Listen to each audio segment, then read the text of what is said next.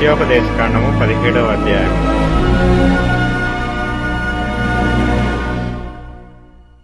నీవు కళంకమైనను మరి ఏ అవలక్షణమైనను గల ఎద్దునే గాని గొర్రె మేకలనే గాని నీ దేవుడైన యెహోవాకు బలిగా అర్పింపకూడదు. అది నీ దేవుడైన యెహోవాకు హేయము. నీ దేవుడైన యెహోవా నిబంధనను మీరి ఆయన దృష్టికి చెడ్డదానిని చేయుచు నేనిచ్చిన ఆజ్ఞకు విరోధముగా అన్యదేవతలకు అనగా సూర్యునికైనను చంద్రునికైనను ఆకాశ నక్షత్రములలోని దేనికైనను నమస్కరించి మ్రొక్కు పురుషుడే గాని స్త్రీయే గాని నీ దేవుడైన యెహోవా నీకిచ్చుచున్న నీ గ్రామములలో దేనియందైనను నీ మధ్య కనబడినప్పుడు అది నీకు తెలుపబడిన తరువాత నీవు విని బాగుగా విచారణ చేయవలెను. అది నిజమైన ఎడల అనగా అట్టి హేయక్రియ ఇశ్రాయేలీలలో జరిగియుండుట వాస్తవమైన ఎడల ఆ చెడ్డ కార్యము చేసిన పురుషుని గాని స్త్రీని గాని నీ గ్రామముల వెలుపలికి తీసుకొని పోయి రాళ్లతో చావగొట్టవలెను. 2-3 సాక్షుల మాట మీదనే చావతగిన వానికి మరణశిక్ష విధింపవలెను. ఒక్క సాక్షి మాట మీద వానికి విధింపకూడదు. వాని చంపుటకు మొదట సాక్షులను తరువాత జనులందరూ వాని మీద చేతులు వేయవలెను. అట్లు నీ మధ్య నుండి ఆ చెడుతనమును పరిహరింపవలెను.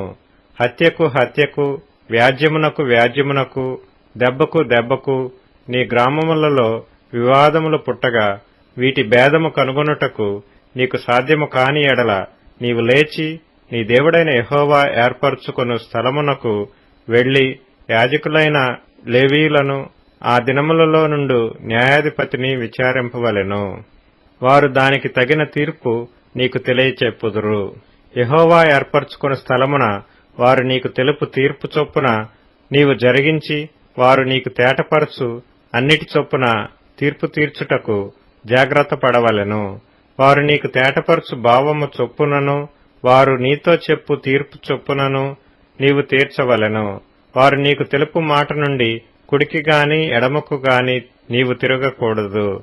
మరియు నెవడైనను మూర్ఖించి అక్కడ నీ దేవుడైన యెహోవాకు పరిచర్య చేయుటకు నిలచు యాజకుని మాటనే గాని ఆ న్యాయాధిపతి మాటనే గాని విననొల్లని ఎడల వాడు చావవలెను. అట్లు చెడుతనమును ఇశ్రాయేలీలలో నుండి పరిహరింపవలెను. అప్పుడు జనులందరూ విని భయపడి మూర్ఖ ప్రవర్తనము విడిచిపెట్టెదరు.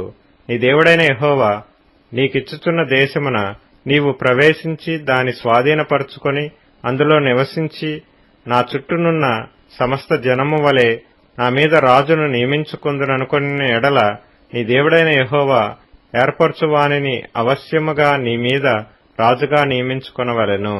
నీ సహోదరులలోనే ఒకని నీ మీద రాజుగా నియమించుకొనవలెను. నీ సహోదరుడు కాని అన్యుని నీ మీద నియమించుకొనకూడదు. అతడు గుర్రములను విస్తారముగా సంపాదించుకొనవలదు. తాను గుర్రములను హెచ్చుగా సంపాదించుటకు గాను జనులను ఐగుప్తునకు తిరిగి వెళ్లనీయకూడదు. ఏలైనగా యెహోవా ఇక మీదట మీరు ఈ త్రోవను వెళ్లకూడదని మీతో చెప్పెను. తన హృదయము తొలగిపోకుండునట్లు అతడు అనేక స్త్రీలను వివాహం చేసుకొనకూడదు. వెండి బంగారములను అతడు తన కొరకు బహుగా విస్తరింపచేసుకొనకూడదు. మరియు అతడు రాజ్యసింహాసనమందు ఆసీనుడైన తరువాత లేవీయులైన యాజకుల స్వాధీనములోనున్న గ్రంథమును చూచి ఆ ధర్మశాస్త్రమునకు ఒక ప్రతిని తన కొరకు వ్రాసుకొనవలెను. అది అతని యొద్ద ఉండవలెను.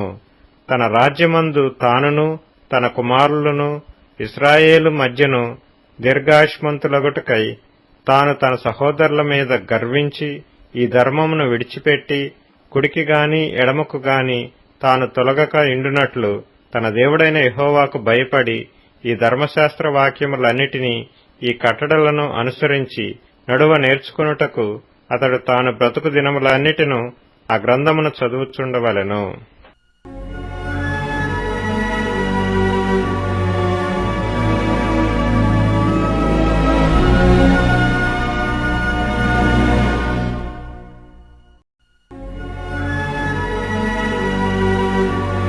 ద్వితీయోపదేశకాండము 18వ అధ్యాయం.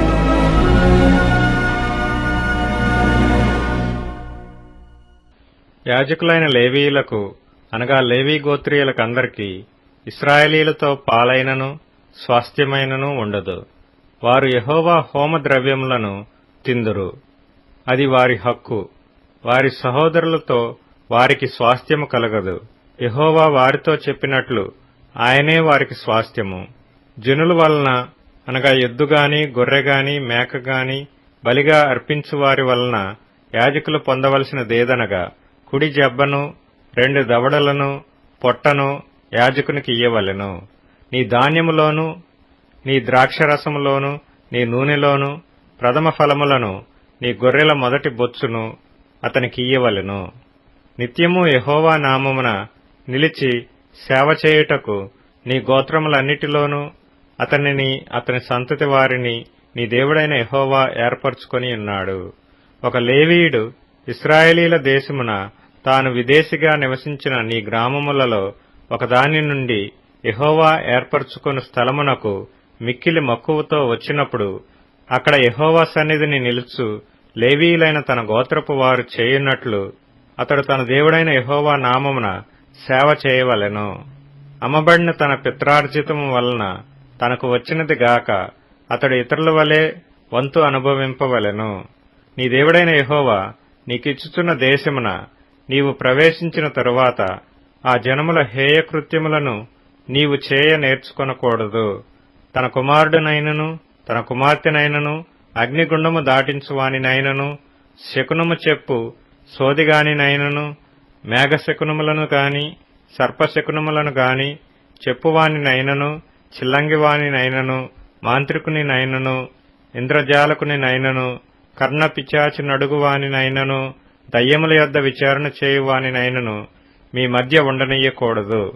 వీటిని చేయి ప్రతివాడును యెహోవాకు హేయుడు. ఆ హేయములైన వాటిని బట్టి నీ దేవుడైన యెహోవా నీ యొద్ద నుండి ఆ జనములను వెళ్లగొట్టుచున్నాడు.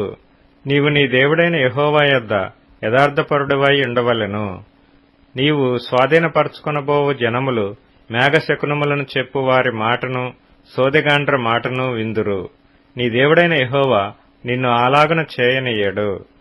హోరేబులో ఆ సమాజ దినమున నీవు నేను చావక ఇండునట్లు మళ్లీ నా దేవుడైన యెహోవా స్వరము నాకు వినబడకుండునుగాక, ఈ గొప్ప అగ్ని నాకు ఇకను కనబడకుండునుగాక అని చెప్పితివి. ఆ సమయమున నీ దేవుడైన యెహోవాను నీవు అడిగిన వాటన్నిటి చొప్పున నీ దేవుడైన యెహోవా నీ మధ్యను నా వంటి ప్రవక్తను నీ సహోదరులలో నీ కొరకు పుట్టించును. ఆయన మాట నీవు వినవలెను. మరియు యెహోవా నాతో ఇట్లనెను, వారు చెప్పిన మాట మంచిది. వారి సహోదరులలో నుండి నీ వంటి ప్రవక్తను వారి కొరకు పుట్టించెదను. అతని నోట నా మాటలనుంచుదును. నేను అతనికి ఆజ్ఞాపించున్నది యావత్తును అతడు వారితో చెప్పును. అతడు నా నామమున చెప్పు నా మాటలను వినని వానిని దాని గూర్చి విచారణ చేసెదను. అంతేకాదు ఏ ప్రవక్తయు అహంకారము పూని నేను చెప్పుమని తనకాజ్ఞాపించని మాటను నా నామమున చెప్పునో ఇతర దేవతల నామమున చెప్పునో ఆ ప్రవక్తయును చావవలెను. మరియు ఏదొక మాట యెహోవా చెప్పినది కాదని మేమెట్లు తెలుసుకొనగలమని మీరనుకొనిన ఎడల ప్రవక్త యెహోవా నామమున చెప్పినప్పుడు ఆ మాట జరగకపోయిన ఎడలను ఎన్నడూనూ నెరవేరకపోయిన ఎడలను అది యెహోవా చెప్పిన మాట కాదు. ఆ ప్రవక్త అహంకారము చేతనే దాని చెప్పిన గనుక దానికి భయపడవద్దు.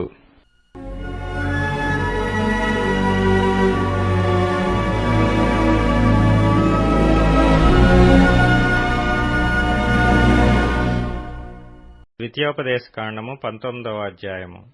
నీ దేవుడైన యెహోవా ఎవరి దేశమును నీకిచ్చుచున్నాడో ఆ జనములను నీ దేవుడైన యెహోవా నాశనము చేసిన తరువాత నీవు వారి దేశమును స్వాధీనపరుచుకొని వారి పట్టణములలోనూ వారి ఇండ్లలోనూ నివసించున్నప్పుడు నీవు స్వాధీనపరుచుకొనున్నట్లు నీ దేవుడైన యెహోవా నీకిచ్చుచున్న దేశములో 3 పురములను వేరుపరచవలెను. ప్రతి నరహంతకుడు పారిపోవునట్లుగా నీవు త్రోవను ఏర్పరచుకొని నీవు స్వాధీనపరుచుకున్నట్లు నీ దేవుడైన యెహోవా నీకిచ్చుచున్న దేశము యొక్క సరిహద్దులలోగా ఉన్న పురములను 3 భాగములు చేయవలెను. పారిపోయి బ్రతకగల నరహంతకుని గూర్చిన పద్ధతి ఏదనగా, ఒకడు అంతకు ముందు తన పొరుగువాని యందు పగపట్టక పొరపాటున వాని చంపిన ఎడల, అనగా ఒకడు చెట్లు నరుకుటకు తన పొరుగువానితో కూడా అడవికి పోయి చెట్లు నరుకుటకు తన చేతితో గొడ్డలి దెబ్బ వేసినప్పుడు గొడ్డలి పిడి ఊడి వాని పొరుగువానికి తగిలి వాడు చనిపోయిన ఎడల, వాడు అంతకు ముందు తన పొరుగువానియందు పగబట్టలేదు గనుక వానికి మరణదండన విధి లేదు. అయితే హత్య విషయంలో ప్రతిహత్య చేయువాని మనస్సు కోపంతో మండుచుండగా మార్గము దూరమైనందున వాడు నరహంతకుని తరిమి వాని కలుసుకొని వాని చావగొట్టక ఇండునట్లు ఆ నరహంతకుడు పారిపోయి ఆ పురములలో ఒకదానియందు జొచ్చి బ్రతుకును. అందుచేతను 3 పురములను నీకు ఏర్పరచవలనని నేను నీకు ఆజ్ఞాపించుచున్నాను. మరియు నీ దేవుడైన యెహోవా నీ పితరులతో ప్రమాణం చేసినట్లు ఆయన నీ సరిహద్దులను విశాలపరచి నీ పితరులకు ఇచ్చేదనని చెప్పిన సమస్త దేశమును నీకిచ్చిన ఎడల, నీవు నీ దేవుడైన యెహోవాను ప్రేమించుచు నిత్యమును ఆయన మార్గములలో నడుచుటకు నేడు నేను నీకాజ్ఞాపించిన ఈ ఆజ్ఞలన్నిటినీ అనుసరించి నడుచుచు ఈ 3 పురములు గాక మరి 3 పురములను ఏర్పరచుకొనవలెను. ప్రాణము తీసిన దోషము నీ మీద మోపబడకుండునట్లు నీ దేవుడైన యెహోవా నీకు స్వాస్థ్యముగా ఇచ్చుచున్న నీ దేశమున నిర్దోషి యొక్క ప్రాణము తీయకుండవలెను. ఒకడు తన పొరుగువానియందు పగపట్టి వాని కొరకు పొంచియుండి వాని మీద పడి వాడు చచ్చినట్లు కొట్టి ఆ పురములలో ఒకదానిలోనికి పారిపోయిన ఎడల, వాని ఊరి పెద్దలు మనుషులను పంపి అక్కడ నుండి వానిని రప్పించి వానిని చంపుటకై హత్య విషయంలో ప్రతిహత్య చేయువానికి వానిని అప్పగింపవలెను. వాని కటాక్షింపకూడదు. నీకు మేలు కలుగునట్లు ఇశ్రాయేలీల మధ్య నుండి నిర్దోషి ప్రాణ విషయమైన దోషమును పరిహరింపవలెను. నీవు స్వాధీనపరచుకున్నట్లు నీ దేవుడైన యెహోవా నీకిచ్చుచున్న దేశములో నీకు కలుగు నీ స్వాస్థ్యములో పూర్వీకులు నియమించిన నీ పొరుగువాని సరిహద్దు రాతిని నీవు తీసివేయకూడదు. ఒకడు చేయి సమస్త పాపములలో ఏ అపరాధమును గూర్చియే గాని ఏ పాపమును గూర్చియే గాని ఒక సాక్షి యొక్క సాక్ష్యమును అంగీకరింపకూడదు. 2 సాక్షుల మాట మీదనైనను 3 సాక్షుల మాట మీదనైనను ప్రతి సంగతి స్థిరపరచబడును. అన్యాయపు సాక్ష్యము ఒకని మీద చెప్పుటకు ఒకడు నిలువబడి నేరము మోపుటకై అబద్ధమాడిన ఎడల, ఆ వివాదము గల 2 మనుష్యులు యెహోవా సన్నిధిని, అనగా ఆ కాలములోనున్న యాజకుల ఎదుటను న్యాయాధిపతుల ఎదుటను నిలువవలెను. ఆ న్యాయాధిపతులు బాగుగా విమర్శించిన తరువాత వాని సాక్ష్యము అబద్ధ సాక్ష్యమై తన సహోదరుని మీద వాడు అబద్ధ సాక్ష్యము చెప్పిన సంగతి వెల్లడి అయిన ఎడల, వాడు తన సహోదరునికి చేయ తలంచినట్లే వానికి చేయవలెను. అట్లు మీ మధ్య నుండి ఆ చెడుతనమును పరిహరించుదురు. మిగిలిన వారు విని భయపడి నీ దేశమున అట్టి దుష్కార్యము ఇకనూ చేయకుందురు. నీవు ఎవనిని కటాక్షింపకూడదు. ప్రాణమునకు ప్రాణము, కంటికి కన్ను, పంటికి పళ్ళు, చేతికి చెయ్యి, కాలికి కాలు మీకు విధి.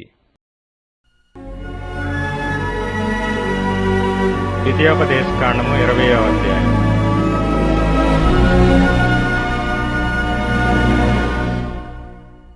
నీవు నీ శత్రువులతో యుద్ధమునకు పోయి గుర్రములను రథములను మీకంటే విస్తారమైన జనమును చూచినప్పుడు వారికి భయపడవద్దు. ఐగుప్తు దేశములో నుండి నిన్ను రప్పించిన నీ దేవుడైన యెహోవా నీకు తోడైయుండును. అంతేకాదు, మీరు యుద్ధమునకు సమీపించినప్పుడు యాజకుడు దగ్గరకు వచ్చి ప్రజలతో ఇలాగు చెప్పవలెను. ఇశ్రాయేలీయులారా వినుడి, నేడు మీరు మీ శత్రువులతో యుద్ధము చేయుటకు సమీపించుచున్నారు. మీ హృదయములు జంకనీయకుడి, భయపడకుడి, వణకకుడి, వారి ముఖము చూచి బెదరకుడి. మీ కొరకు మీ శత్రువులతో యుద్ధము చేసి మిమ్మును రక్షించువాడు మీ దేవుడైన యెహోవాయే. మరియు నాయకులు జనులతో చెప్పవలసినదేమనగా, క్రొత్త ఇల్లు కట్టుకొనినవాడు గృహప్రవేశము కాకమునిపే యుద్ధములో చనిపోయిన ఎడల వేరొకడు దానిలో ప్రవేశించును గనుక అట్టివాడు తన ఇంటికి తిరిగి వెళ్లవచ్చును. ద్రాక్షతోట వేసి ఇక దాని పండ్లు తినక ఒకడు యుద్ధములో చనిపోయిన ఎడల వేరొకడు దాని పండ్లు తినును గనుక అట్టివాడు తన ఇంటికి తిరిగి వెళ్లవచ్చును. ఒకడు స్త్రీని ప్రదానము చేసుకుని ఆమెను ఇంకనూ పరిగ్రహింపక మునిపే యుద్ధములో చనిపోయిన ఎడల వేరొకడు ఆమెను పరిగ్రహించును గనుక అట్టివాడును తన ఇంటికి తిరిగి వెళ్లవచ్చును. నాయకులు జనులతో, ఎవడు భయపడి మెత్తని గుండె గలవాడగునో వాడు తాను అధైర్యపడిన రీతిగా తన సహోదరుల గుండెలు అధైర్యపరచుకుంటున్నట్లు తన ఇంటికి తిరిగి వెళ్లవచ్చునని చెప్పవలెను. నాయకులు జనులతో మాట్లాడుట చాలించిన తరువాత జనులను నడిపించుటకు సేనాధిపతులను నియమింపవలెను. యుద్ధము చేయుటకు మీరొక పురము మీదికి సమీపించినప్పుడు సమాధానము నిమిత్తము రాయబారమును పంపవలెను. సమాధానమని అది నీకు ఉత్తరమిచ్చి గుమ్మములను తెరిచిన ఎడల దానిలోనున్న జనులందరూ నీకు పన్ను చెల్లించి నీ దాసులగుదురు. అది మీతో సమాధానపడక యుద్ధమే మంచిదని ఎంచిన ఎడల దాని ముట్టడి వేయుడి. నీ దేవుడైన యెహోవా దాని నీ చేతికి అప్పగించినప్పుడు దానిలోని మగవారినందరినీ కత్తివాత హతము చేయవలెను. అయితే స్త్రీలను, చిన్నవారిని, పశువులను, ఆ పురములోనున్నది యావత్తును, దాని కొల్ల సొమ్మంతటిని నీవు తీసుకొనవచ్చును. నీ దేవుడైన యెహోవా నీకిచ్చిన నీ శత్రువుల కొల్ల సొమ్మును నీవు అనుభవించుదువు. ఈ జనముల పురములు కాక నీకు బహుదూరముగా ఉండిన సమస్త పురములకు మాత్రమే ఈలాగున చేయవలెను. అయితే నీ దేవుడైన యెహోవా స్వాస్థ్యముగా నీకిచ్చుచున్న ఈ జనముల పురములలో ఊపిరిగల దేనినీ బ్రతకనీయకూడదు. వీరు అనగా హిత్తీయులు, అమోరీయులు, కనానీయులు, హివ్వీయులు, యెబూసీయులను వారు తమ తమ దేవతల విషయమై చేసిన సమస్త హేయ కృత్యముల రీతిగా మీరు చేసి నీ దేవుడైన యెహోవాకు విరోధముగా పాపము చేయుటకు వారు మీకు నేర్పకుండునట్లు నీ దేవుడైన యెహోవా నీకాజ్ఞాపించిన ప్రకారముగా వారిని నిర్మూలము చేయవలెను. నీవు ఒక పురమును లోపర్చుకొనుటకు దానిమీద యుద్ధము చేయుచు అనేక దినములు ముట్టడి వేయునప్పుడు దాని చెట్లు గొడ్డలి చేత పాడు చేయకూడదు. వాటి పండ్లు తినవచ్చును గాని వాటిని నరికివేయకూడదు. నీవు వాటిని ముట్టడించుటకు పొలంలోని చెట్లు నరులా, అట్టి చెట్లను నీవు కొట్టకూడదు. ఏ చెట్లు తినదగిన ఫలములనిచ్చున్నవి కావని నీవెరుగుదువో వాటిని పాడుచేసి నరికి నీతో యుద్ధము చేయు పురము పడు వరకు వాటితో దానికి ఎదురుగా ముట్టడి దెబ్బ కట్టవచ్చును.